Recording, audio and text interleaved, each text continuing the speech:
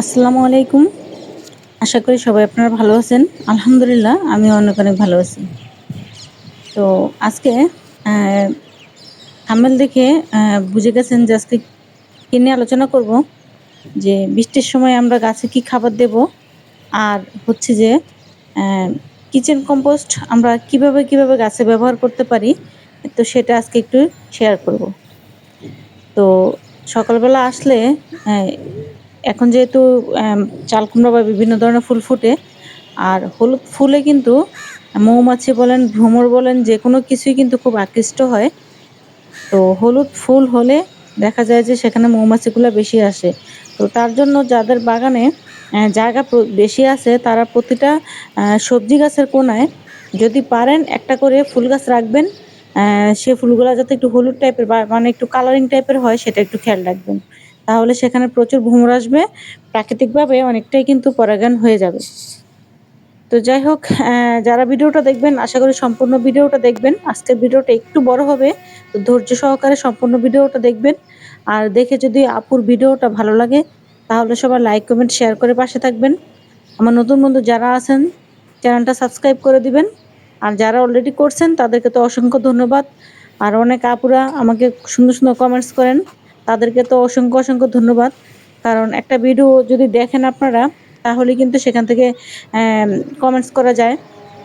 আর আমি প্রতিনিয়তই বলি যে একটা ভিডিও সম্পূর্ণটা দেখাই ভালো। যেকোনো ভিডিওই আপনি যার ভিডিওই দেখেন সম্পূর্ণ ভিডিওটা দেখা ভালো। কারণ নতুন, নতুন একেকজনের আইডিয়া একেক রকম থাকে, একেক রকম জিনিস শিখা যায়। তো কিছু, কিছু আইডিয়া সবার কাছ থেকে নিতে হয়। অনেক সময় দেখবেন আপনার জানা সত্ত্বেও আপনার মাথায় সেগুলো আসবে না।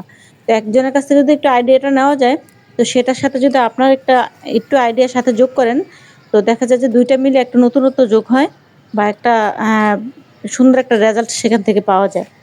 তো যাই হোক, আজকে তো চলুন অ্যা মানে কি খাবার দেই বা কি খাবার দিব, আর বৃষ্টি হলে কি করব? তো সেটা একটু আলোচনা করি আগে। আলোচনা করতে, করতে কিছু হারভেস্টিং ও করি। তার আগে বলে নেই যে ধুন্দুল গাছটা কিছুদিন আগেও কিন্তু দেখছেন এখানে মাশাআল্লাহ আমি অনেকগুলো ধুন্দুল হারভেস্ট করছি। তো তখন কিন্তু কোনো নতুন, নতুন ডাল বের হয় নাই। তো আমি একটু চিন্তায় ছিলাম যে হয়তোবা গাছটা ছোট। তো যার কারণে হয়তোবা একবার ফলন দিয়ে আর ফলন হবে না। তো মাশাআল্লাহ দেখলাম যে না, গাছ থেকে যখন আমি সবজিগুলা সব পেড়ে নিছি, ধুন্দুলগুলা, তো এখন গাছটা কিন্তু প্রচুর শক্তি পাইতেছে। যেহেতু গাছটা ছোট, বেশি বড় না। তো মাশাআল্লাহ দেখেন আবার নতুন করে কিন্তু ডগা বের হইছে, তার থেকে ধুন্দুল আসা কিন্তু শুরু হয়ে গেছে। তো আলহামদুলিল্লাহ আমি চেষ্টা করব এটা থেকে খুব ভালো কিছু বীজ রাখার জন্য। অ্যা তো দেখাবো কোনগুলো বীজ রাখছি সেটাও দেখাবো। আসলে নিজের হাতের বীজ যদি রেডি করা থাকে তাহলে ফলনটাও ভালো পাওয়া যায়, বীজটাও ভালো পাওয়া যায়। আর বাগান করার মধ্যে সবচেয়ে দরকারি জিনিস হলো মাটি, মাটির পরে হচ্ছে বীজ। এই ২ টা জিনিস যদি ভালো না হয়, আসলে সেখান থেকে ফলনও তেমন একটা ভালো পাওয়া যায় না। তো যাই হোক, কিচেন কম্পোস্ট বা এগুলি ব্যবহার অনেক রকমই করা যায়। আর শুরুতেই বলি যে বৃষ্টি হলে গাছে খাবার দিবেন কিনা? মানে কি খাবার দিবেন? এটা আমি কমেন্টসেও অনেককে বলছি বা প্রায় সময় বলি, তারপরও আবার একটু বলে দেই, অনেকে জিজ্ঞেস করেন, বুঝতে পারেন না। যারা আমার পুরান বাগানেই আছেন, সবসময় বাগান করেন তারা জানেন, যারা নতুন হয়তো তাদের একটু সমস্যা হয়। আর তার আগে এই যে দেখুন, স্যাঙ্গা কিছুদিন একটু কম ছিল বা বিছা যাই বলি, এখন দেখেন আবার একটু, একটু করে কিন্তু দেখা যাইতেছে। তো এই বাগানে কাজ করার সময় এগুলো থেকে একটু সাবধান থাকতে হয়। কারণ হাতে পায়ে লাগলে কিন্তু অনেকে যাদের অ্যালার্জি খুব বেশি থাকে তাদের কিন্তু অনেক সমস্যা হয়। যাই হোক, এটা আমি দেখলেই পাড়া দিয়ে মেরে ফেলি, এটা রাখি না। তো যাই হোক, যেটা বলতেছিলাম যে যদি অতিরিক্ত বৃষ্টি হয়, কারণ আজকে ৩ দিন যাবৎ ঢাকায় কিন্তু বৃষ্টি একটু কম হচ্ছে। এখন কিন্তু আল্লাহর রহমতে আপনি চাইলে গাছে একটু এই সূর্যিকে অবশ্যই খাবার দিবেন। দিতে পারেন না মানে দিবেন। এই সূর্যিকে যাদের গাছে খাবার দেওয়া হয়নি অবশ্যই গাছে খাবার দিবেন। আর একটানা যেহেতু বৃষ্টি থাকে, প্রতিদিন যদি বৃষ্টি হয় তখন তরল খাবার হোক বা শক্ত খাবার হোক, কোনো খাবারই গাছে দেওয়া ঠিক না। আর বৃষ্টির পানিতে আমি সবসময় বলি যে প্রচুর পরিমাণে ভিটামিন থাকে, অ্যান্টিঅক্সিডেন্ট থাকে, যা গাছের জন্য খুবই উপকারী। তখন আর গাছে নতুন করে কোনো খাবার দিতে হয় না। আপনি আর আমি প্রতিদিন যদি গাছে পানি দিয়ে যতটুকু গাছ সতেজ রাখতে পারবো, তার চাইতে যদি আপনার দেখা যায় যে সপ্তাহে একবারও যদি একটু বৃষ্টি হয়, তারপরে দেখবেন গাছের চেহারা তার পরের দিনই কিন্তু অনেকটাই পাল্টে যায় বা চেঞ্জ হয়ে যায়। কারণ বৃষ্টির পানিতে প্রচুর পরিমাণে গাছের জন্য প্রয়োজনীয় খাদ্য উপাদান সব কিছুই থাকে। আর এটা যেহেতু আল্লাহর নেয়ামত, বৃষ্টি সবার জন্যই উপকারী। কিন্তু কিছু, কিছু ক্ষেত্রে হয়তোবা মানুষের জন্য একটু কষ্টদায়ক হয়ে যায়। যারা কৃষক আছেন তাদের জন্য। তো জানি না আল্লাহ পাক যা করে অবশ্যই ভালোর জন্য করে। তো যাই হোক, যেটা বলতেছিলাম, তো যারা বৃষ্টি বেশি হলে গাছে অবশ্যই খাবার দিবেন না। তো যেহেতু আজকে ৩ দিন কিন্তু একটু বৃষ্টিটা কম, এই সুযোগে অবশ্যই আমাদের গাছে একটু খাবার দিতে হবে। কারণ তরল খাবার বা শক্ত খাবার যেকোনো খাবারই কিন্তু এখনো আমরা গাছে দেইনি। তো গাছে না দেওয়ার কারণে একটু যদিও বৃষ্টি থেকে অনেক পরিমাণে পুষ্টিগুণ পায়, তারপরে একটু যেহেতু গাছে ফল দেয়, সবজি দেয়, ফুল দেয়, যেকোনো কিছুই হোক, এর একটু পুষ্টির অবশ্যই দরকার আছে। তো আর সপ্তাহে একবার করে গাছে খাবার দিতে পারলে তো অনেকটাই ভালো হয়। তো দেখা যায় যে বৃষ্টির কারণে আমরা দিতে পারি না।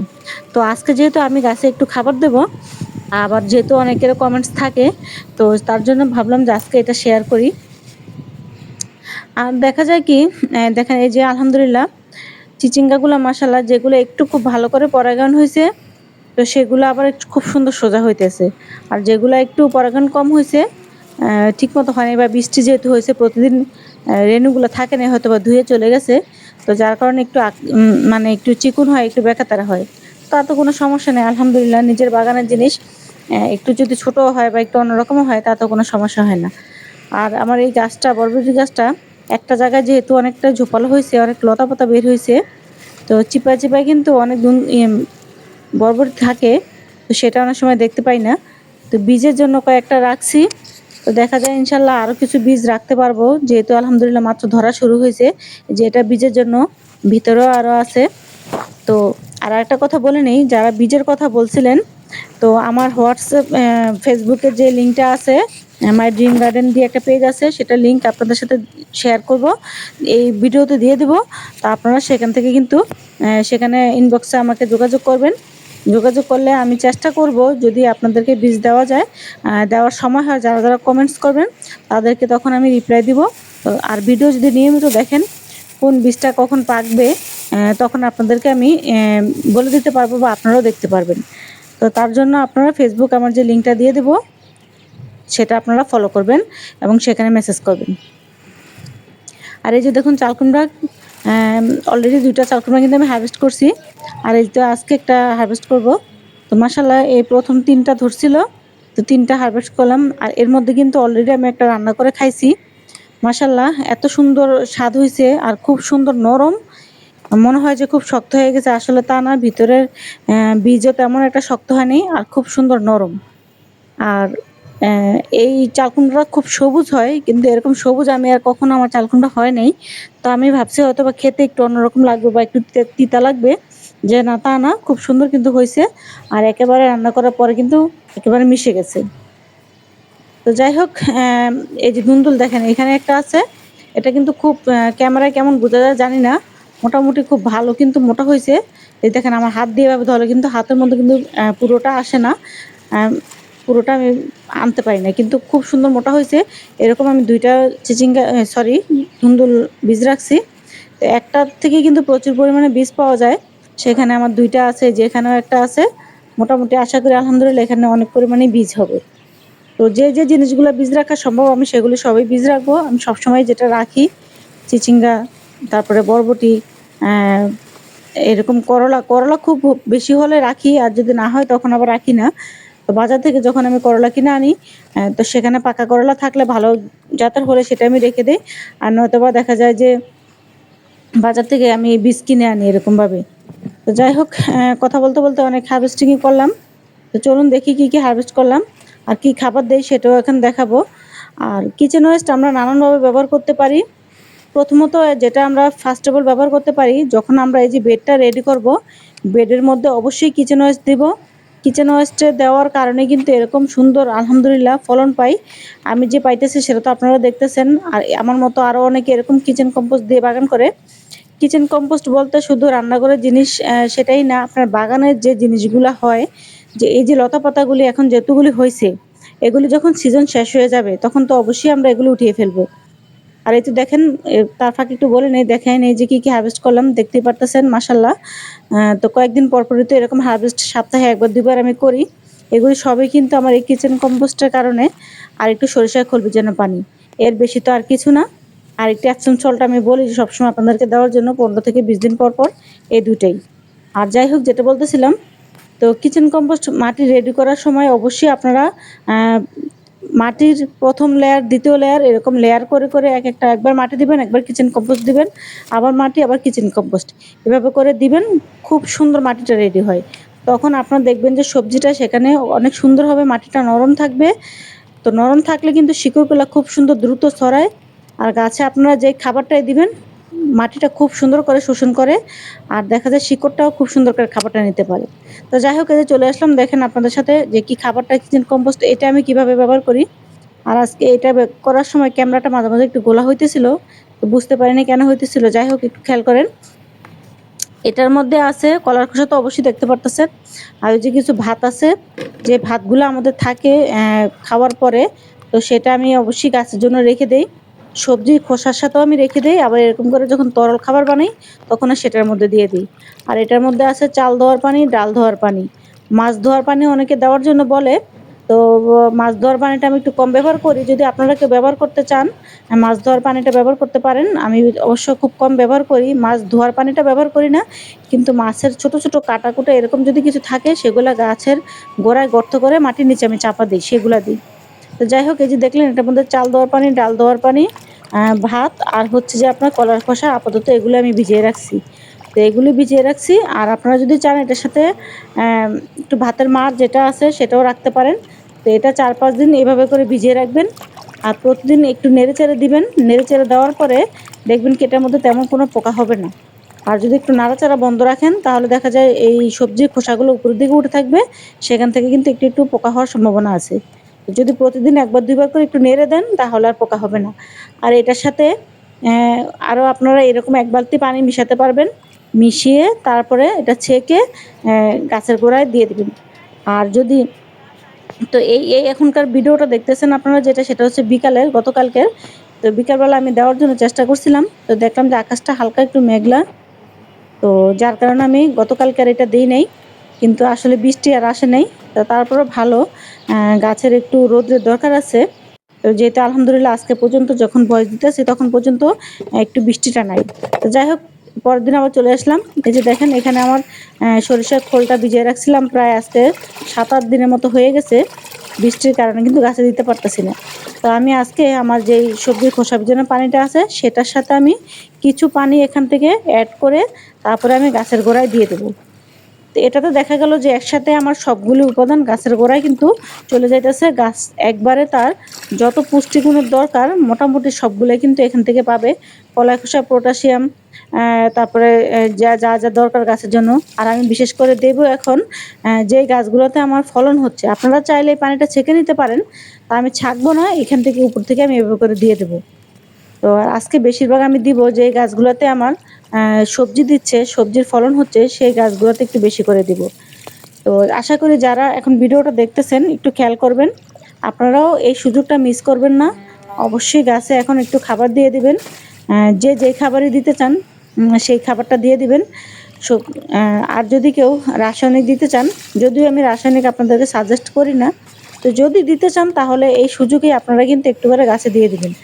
আর আরেকটা জিনিস আমি বলছি, রাসায়নিক কারা দিতে পারেন একটু করে, যাদের দেখবেন গাছ এত কিছু করার পরও গাছ কিন্তু খুব দ্রুত বাড়ে না বা বাড়তে চায় না, এত কিছু করার পরও একটু সময় নিতেছে গাছগুলা বাড়ার জন্য, তারা চাইলে একটু করে রাসায়নিক আপনারা দিতে পারেন।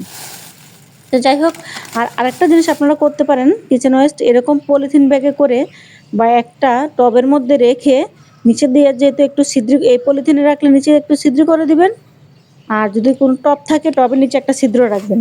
তো এইভাবে করে গাছের গোড়ায় সুন্দর করে গাছের টবে এভাবে করে রেখে দিবেন। রেখে দেওয়ার পরে যে ছিদ্রটা থাকবে, এই সবজির খোসাগুলো যখন পচবে, সেই রসটা কিন্তু আস্তে আস্তে গাছের গোড়ায় যাবে। তো তখন কিন্তু গাছটা আস্তে আস্তে করে এখান থেকে কিন্তু খাবার পাবে। তো কিচেন কম্পোস্টের এই ব্যবহারগুলি কিন্তু আমরা করতে পারি। এই ব্যবহারগুলি করলে আমাদের কোনো সমস্যাও হবে না। আর গাছও কিন্তু খুব তাড়াতাড়ি তার খাবার পায়। আর এই পলিথিনে বা টবে যে সবজিগুলো রাখবেন, সেগুলোর রসটা যখন পরে সব গাছ নিয়ে নেবে, তারপরে গাছের এক সাইডে গর্ত করে মাটি চাপা দিয়ে রাখবেন। সেগুলোও কিন্তু খুব সুন্দর করে কিচেন কম্পোস্ট বা জৈব সারে রূপান্তর হবে। আপনার গাছের গোড়ার মাটি খুব নরম থাকবে, খুব উর্বর থাকবে। তো আশা করি আজকের ভিডিওতে আমি যেভাবে আপনাদেরকে দেখালাম, যদি আপনারা নিয়ম করে সুন্দর করে দিতে পারেন, মাশাআল্লাহ আপনাদেরও গাছ খুব সুন্দর থাকবে। আর একটু খেয়াল করলে দেখবেন আমার গাছের প্রতিটা পাতা আলহামদুলিল্লাহ খুব সুন্দর কিন্তু সবুজ আছে, মাশাআল্লাহ। আল্লাহ পাকের অশেষ অশেষ শুকরিয়া। তো খুব সুন্দর কিন্তু সবুজ আছে। আর এই যে পানিগুলো দেখতেছেন, এখনও কিন্তু সকালবেলা কুয়াশা পড়ে। তো প্রকৃতির যে কখন কি রূপ নেয় আসলে বোঝা যায় না। এই যে কালকে কিন্তু বৃষ্টি হয়নি, তারপরেও দেখেন গাছের পাতায় কিন্তু পানি আছে। তো এটা অবশ্যই সকালবেলা কিন্তু ভোরে কুয়াশা পড়ে। আরও ভোরে আসলে দেখাতে পারতাম। এখন প্রায় 6:45টার মতো বাজে। তো যাই হোক, আমার যদি এরকম ফলন হয় মাশাআল্লাহ আরও অনেকেরও এরকম হয়। তো আলহামদুলিল্লাহ আশা করি যারা এখনও ভালো করে করতে পারতেছেন না তাদেরও হবে। একটু ধৈর্য নিয়ে করুন। আর জৈবভাবে যদি আপনি কাজ করেন বা গাছ করেন তাহলে কিন্তু একটু ধৈর্য নিয়ে করতে হবে। কারণ জৈব জিনিস একটু স্লো কাজ করে। আর রাসায়নিক দিলে একটু দ্রুত কাজ করে কিন্তু মাটির গুণাগুণ নষ্ট হয়। তো যাই হোক, আজকের আপুর ভিডিওটা কেমন লাগলো জানাবেন। আর যারা কমেন্টস করেন তাদেরকে আবারও ধন্যবাদ জানাই। তো আবারও কমেন্টস করবেন। আর কার কি জানার আছে জানতে চাইবেন, ইনশাআল্লাহ আমি যতটুকু পারি উত্তর দেওয়ার চেষ্টা করব। তো সবাই ভালো থাকেন, সুস্থ থাকেন। আল্লাহ হাফিজ।